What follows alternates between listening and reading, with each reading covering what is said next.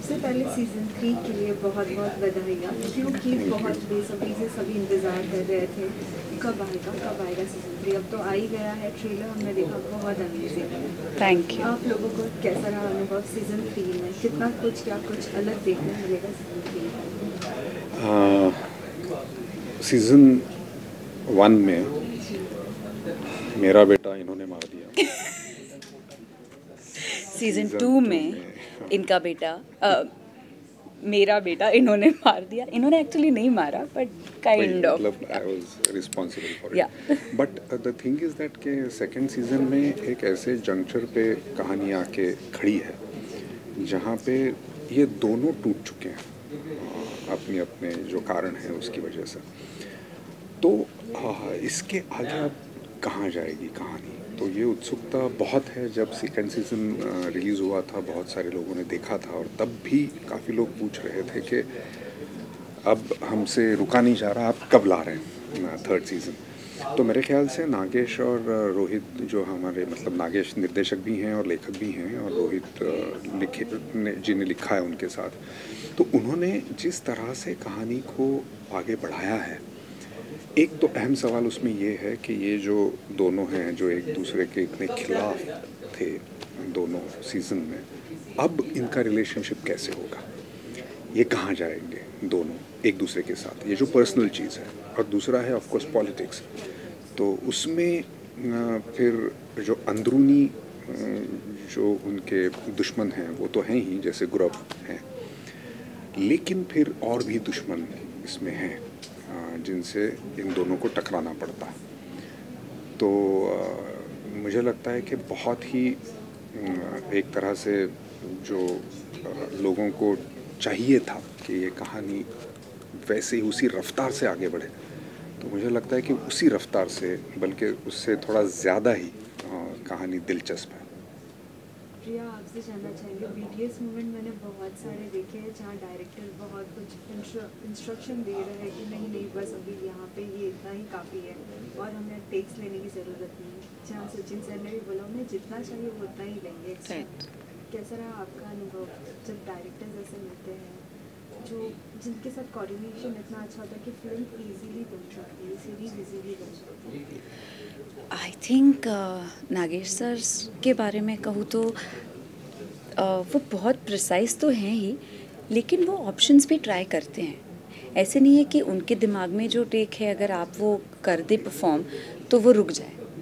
वो कभी कभी वेरिएशंस ट्राई करते हैं कि हम ऐसा हमने किया है लेकिन क्या हम ये ट्राई करके देखें, और ये आपको भी वो मौका देते हैं कि अगर आपको कुछ ऐड करना है, आपको कुछ अलग तरीके से ये टेक करना है, एक सेफ्टी का हमारे दिमाग में जो है वो हो गया, लेकिन इसके अलावा अगर आपको लगता है कि आप किसी अलग तरीके से इसको परफॉर्म कर सकते हो तो वो ज़रूर मौका देते हैं। And I feel that I mean it is very nice because it is very actors को सोचना पड़ता है, एक्टर्स को उनके किरदार पर काम करना पड़ता है। And every time you come and work with Nagesh sir, he makes sure that he will work on those every small detail of that character.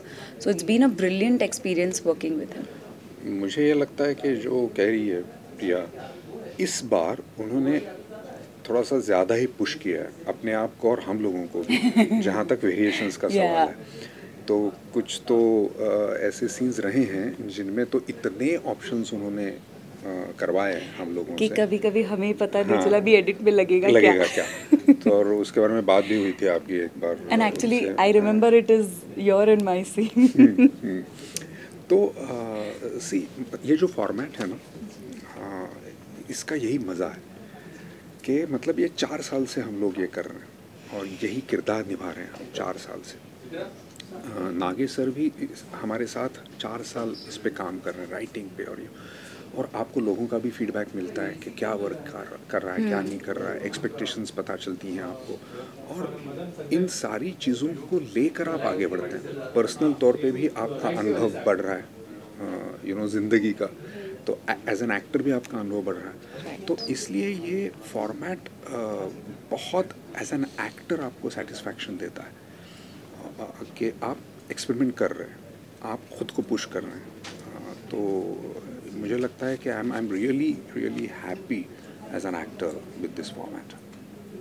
एक बीटीएस मूवी में मैंने ये भी देखा, जहाँ आप बोल रही है कि ये तो वाइट साड़ी पहन के सफ़ेदी एंड ऑल, जो एक एड में आता है सफ़ेदी वाले। Like, how was your experience? Like, there will be a many more fun moments while doing this movie. Like, if you people have enjoyed it.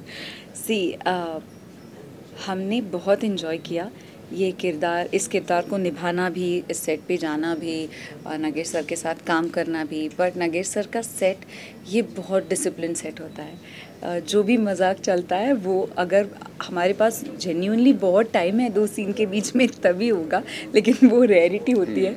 और सीन्स और सेट का माहौल बहुत ही डिसिप्लिन रहता है। आप आते हो, लाइंस करते हो, रिहर्सल करते हो, परफॉर्म करते हो, और जब एक्टर परफॉर्म कर रहे हैं, जब सीन शुरू है, टेक चालू है, तब सेट पे कोई नहीं बोलता, किसी के फ़ोन नहीं बजते, सब लोग शांति से सिर्फ परफॉर्मेंस देखते हैं।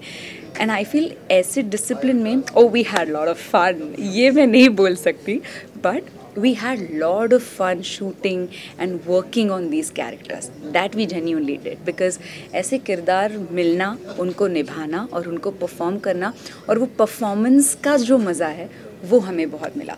बाकी की सारी मज़े तो हमने वैनिटी वैन में ही टाइम पास किए।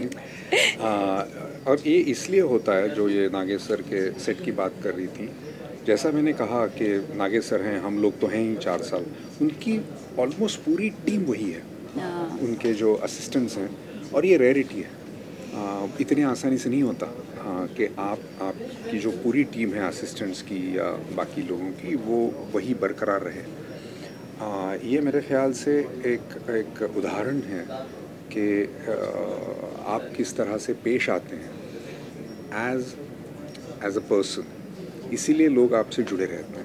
और एक्टर्स और डायरेक्टर्स का तो ठीक ही है, क्योंकि हम तो कमिटेड हैं, क्योंकि हमारे चेहरे हैं तो दिख गए हैं, लेकिन ये टीम का साथ रहना बड़ा ज़रूरी है, और इसीलिए ये जो डिसिप्लिन कह रही हैं वो रहता है सेट पे।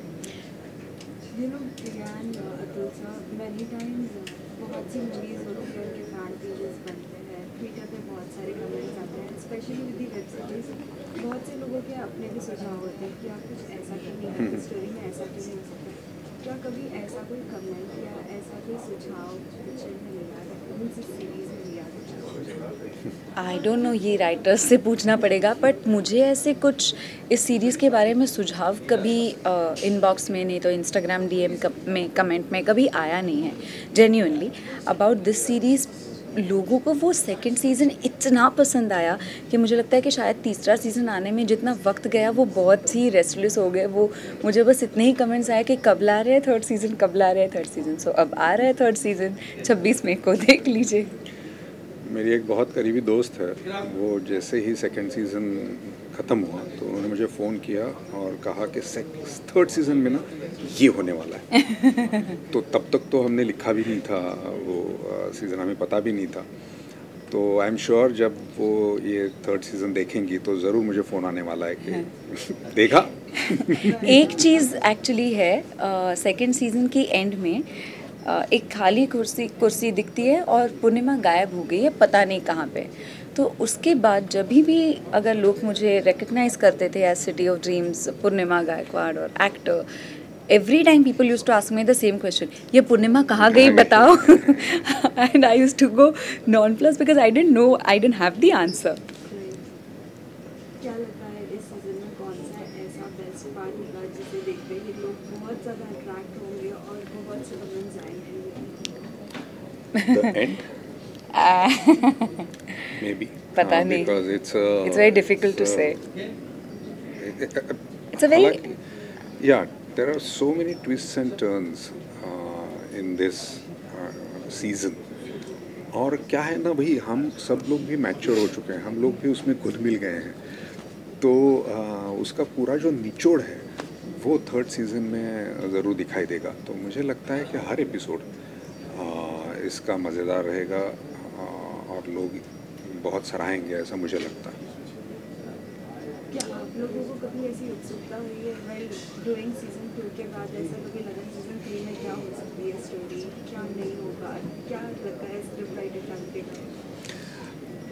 मैंने कभी इसके बारे में सोचा ही नहीं था। जब सीज़न 3 का स्क्रिप्ट आया बस पढ़ा।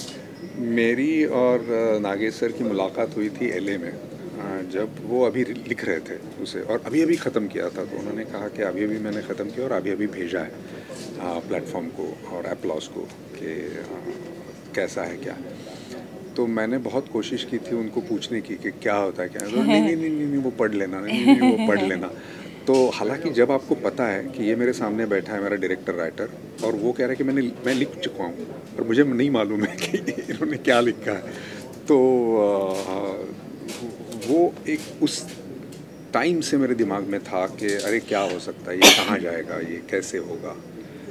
तो वो ज़रूर था जब तक मैंने उसे नहीं पढ़ा था। आखिरी में सभी फैंस को क्या कहना चाहेंगे, कब देखने मिलेगा सीजन 3? 26 मई को डिज्नी प्लस हॉटस्टार पर सिटी ऑफ ड्रीम्स का तीसरा सीज़न आ रहा है, सो प्लीज़ देखिए। और तब तक रिफ़्रेश कर लीजिएगा, फर्स्ट सीज़न और सेकंड सीज़न फिर से देख लीजिएगा। और अभी तक देखा नहीं है तो फिर तो ज़रूर ही देखिएगा, क्योंकि 26 मई को आपको थर्ड सीज़न देखना है। Thank you. Thank you.